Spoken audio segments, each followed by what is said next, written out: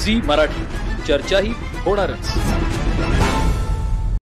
हातकणंगले येथील जुना विजापूर रत्नागिरी मार्गावर विनापरवाना उत्खनन करून मुरुम खासगी हद्दीत टाकल्याप्रकरणी चंद्रकांत दत्तात्रय इंगवले वय 68 राहणार जवाहरनगर इचलकरंजी, शिवप्रताप भवरलाल मर्दा वय 73 राहणार मार्केट यार्ड कोल्हापूर, श्रीरंग बळवंत कामत वय 69 राहणार कामत बिल्डिंग मटन मार्केट जवळ पुलाची शिरोली या तिघांवर हातकणंगले पोलिसात गुन्हा दाखल करण्यात आला।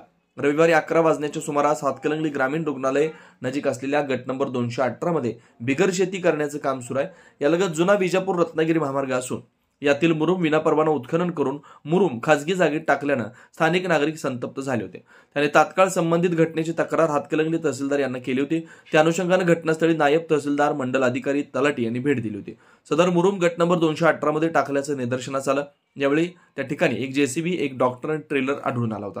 त्या अनुषंगाने मंडल अधिकारी अरुण दत्तात्रय पुजारी यांनी हातकणंगले पोलिसात सरकारतर्फे फिर्याद दिली आहे। विनोद चिंगे, कुंभोज।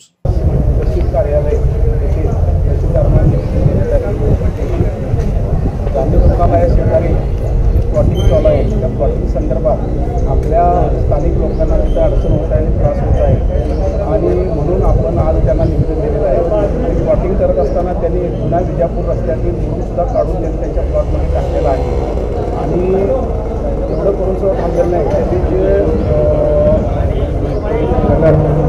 गटरचा मुरुमसुद्धा टाकलेला आहे। जवळजवळ ओपन पेसचा सुद्धा मुरुम त्यांनी आपल्या प्लॉटिंगमध्ये टाकून घेतलेला आहे आणि नैसर्गिक ढाळ सोडून त्यांनी कृत्रिमरित्या ढाळ तयार करून गटारी बनवलेले आहे। त्यामुळे त्यांच्यावर कारवाई होण्यात यावी। ज्यांनी ते मुरुम उपसता ट्रॅक्टर आणि जेसीबीने त्यांच्यावर कारवाई करण्यात यावी असे आम्ही तहसीलदारांना निवेदन दिलेलं आहे।